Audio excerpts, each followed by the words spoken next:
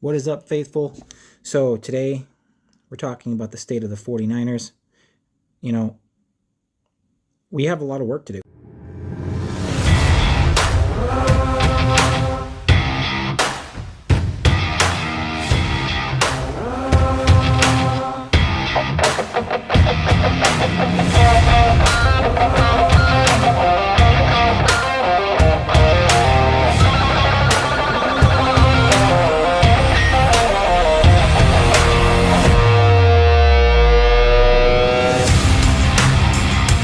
Especially after that Super Bowl.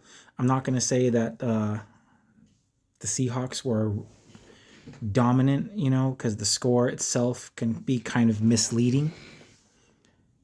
I think they had like one touchdown and the rest was just straight field goals. Their defense looked absolutely stellar.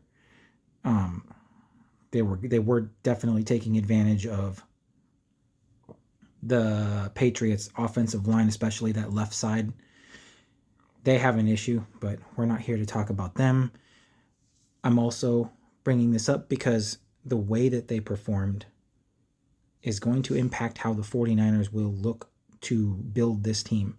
And I know there's a lot of buzz going around Max Crosby, potentially, us going after him. Me personally, I wouldn't go after him.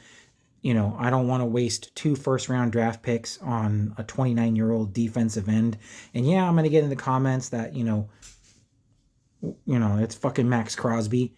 But, I'm not taking 2 future stars. And I know the 49ers haven't drafted well in the past, when it comes to rounds 1, 2, and 3. But it goes down to how they draft and like what they look for. Kyle Shanahan, when he is looking for players, he's not looking for who has the highest potential. He's looking for who has the highest floor. So he's just looking for players that won't screw his offense up.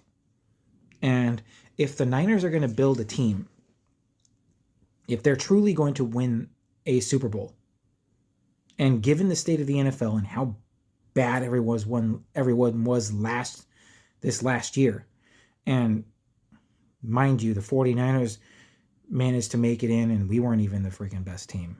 And I'm being completely honest about that. Like, our offense was hot for 5 weeks.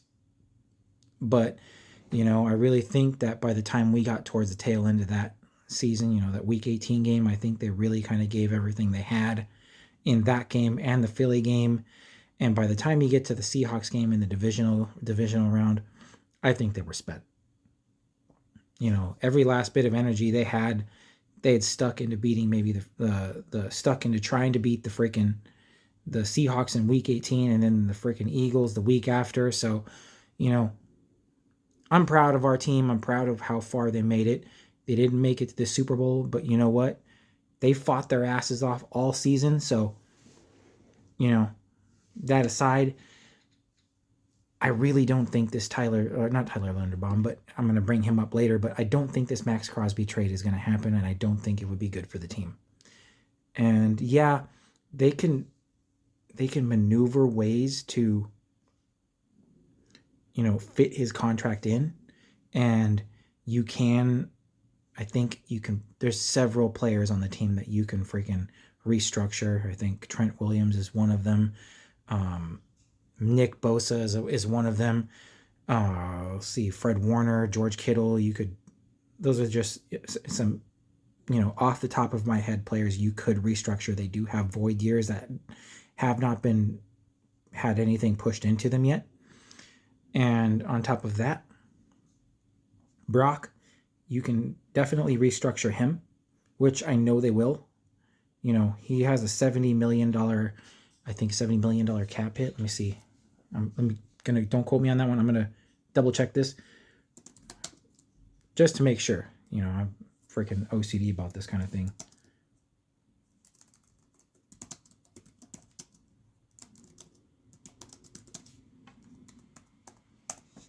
And let's see what comes up. Because I know that his cap hit for this year is not this 2026 year is not going to be overly bad, but it's 2027 and 2028 that we are definitely looking to. And overall, I think we can structure it so that way the team will have cap space to build. You know, unlike the freaking damn Chiefs, who I was looking at their cap space the other day, $56 million in the hole with their cap space. Like, they're going to have to freaking restructure and let some players go, along with many of the other teams that are down there. But, you know, with the $25 million that we should get in terms of our cap space increase for the entire NFL, coupled with what we carried over, and, you know, the fact that we don't have a whole lot of, I think there's like maybe $16 to $20 million in dead cap.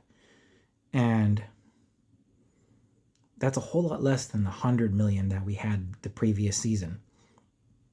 So for me, I'm really hoping that the 49ers will avoid going after Max Crosby, because that is going to end up sending a package of picks that I'm just not willing, me personally as a fan, I would not want to see them sending packages of picks, especially first round draft picks, off to the freaking Raiders. Not like they fucking like us anyway, because when the hell has Mark Davis ever traded with us? Fucking loser. But probably why he's freaking relinquishing some of that ownership to freaking Tom Brady. But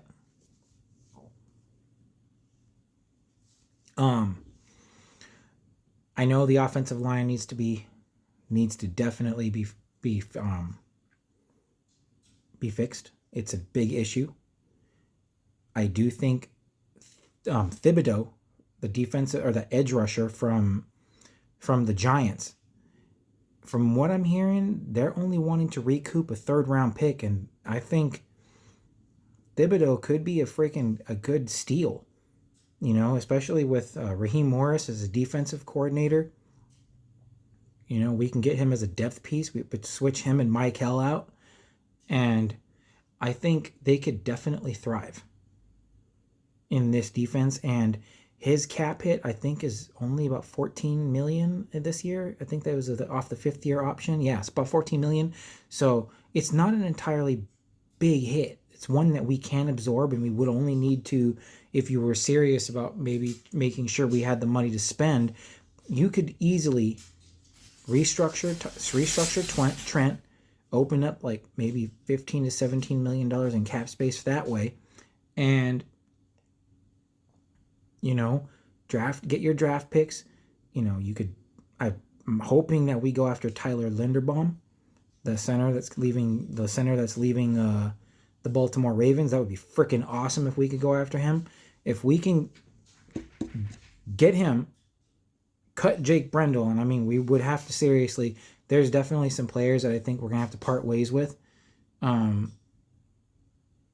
on defense, on offense, they need to cut some fat here. You know, that players that just really aren't working out. And I know Bryce Huff, I think, is one of them. Personally, I didn't really think he added a whole lot to the team. And, you know, freaking definitely Jake Brendel, his fucking ass needs to go. Jake Brendel is just not, he is not a good center. And given the quality of the linemen that are coming out this year in the draft, this is the perfect opportunity. And it's not like we have a 6th or 7th round draft pick. I think the highest pick that we have is like a 5th. So, you know, you look at that.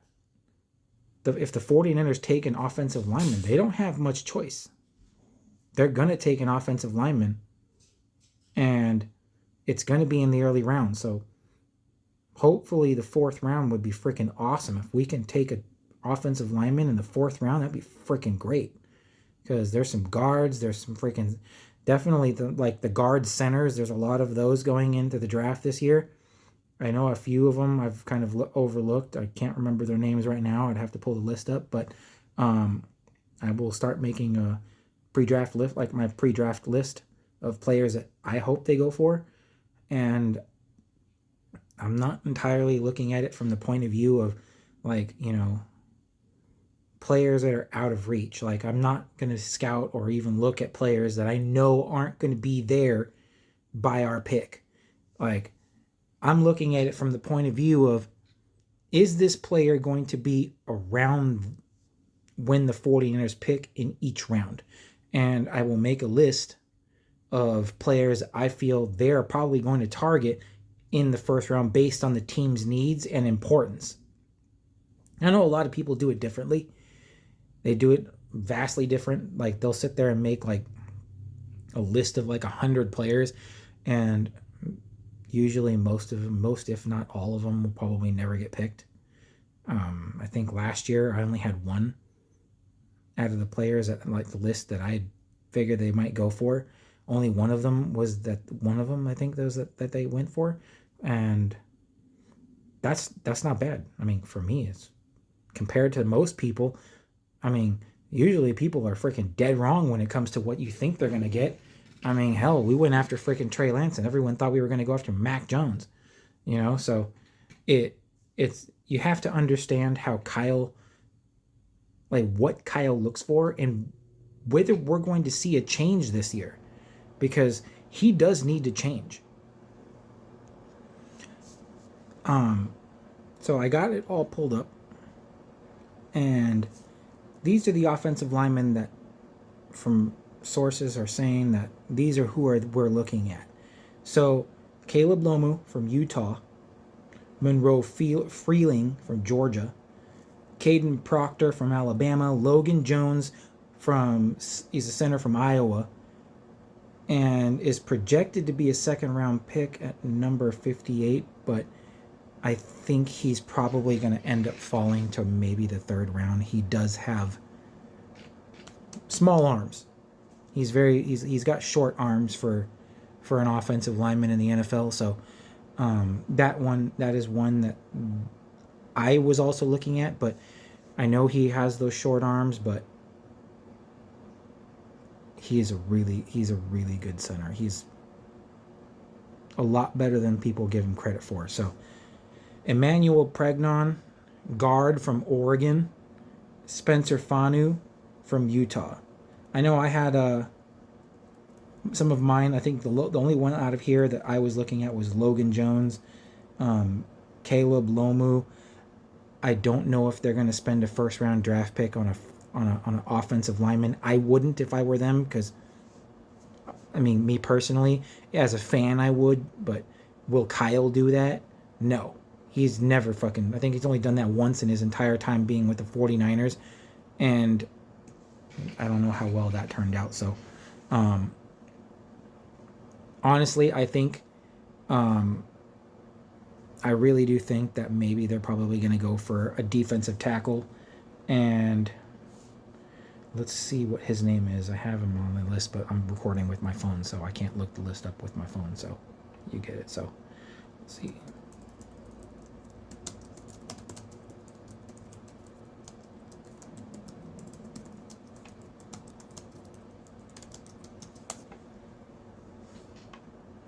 And there's one in particular that I'm looking for, and I'm kind of just having a brain fart right now. So, Kayden McDonald from Ohio State. This is who I really, really, really, really want them to go for.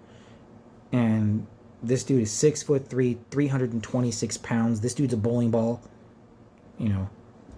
This dude's going to freaking stuff the middle. You pair him next to Nick Bosa, and you are going to free Nick Bosa up to do what he does best, and that is get sacks. I'm not looking for these defensive tackles to go off and pull a 2019 and get like 8 to 10 sacks a season. What I hope that they do, eat the double teams and keep the offensive line from pushing them back into the linebackers.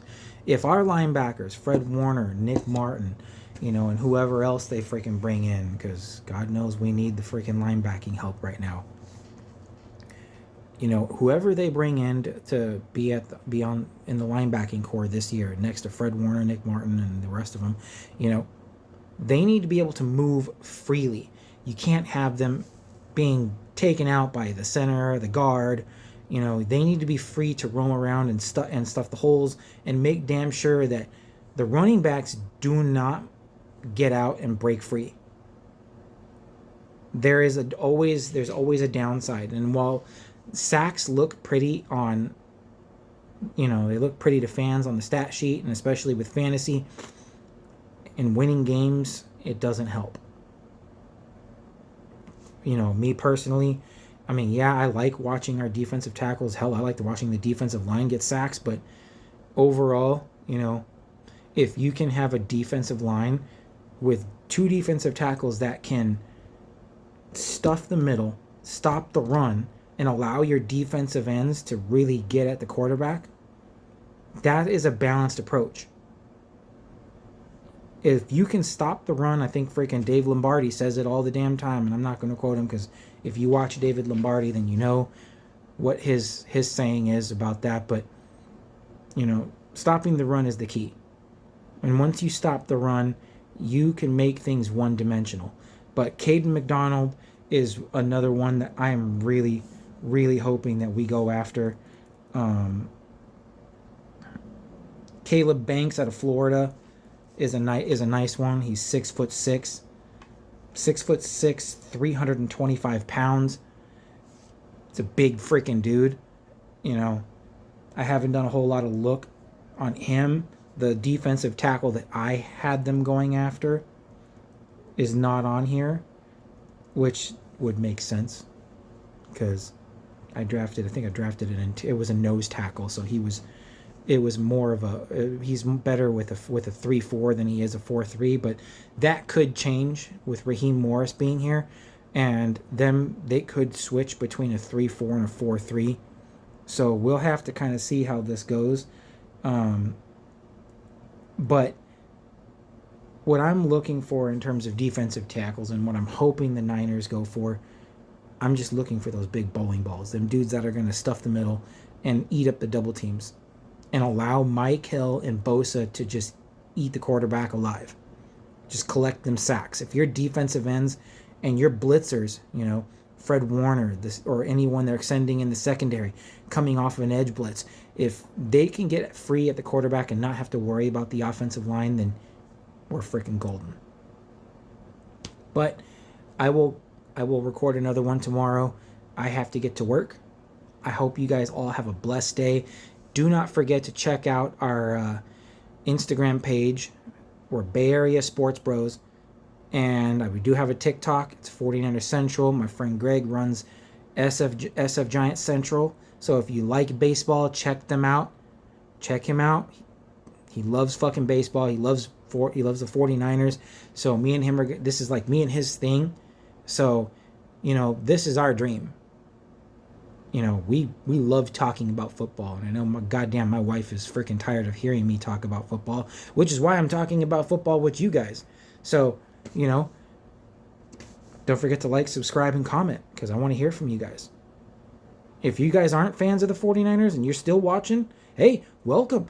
Comment, subscribe. I want to talk. I want to talk football. I like talking football. I talk football with Seahawks fans all the time at work. So, I got to get ready.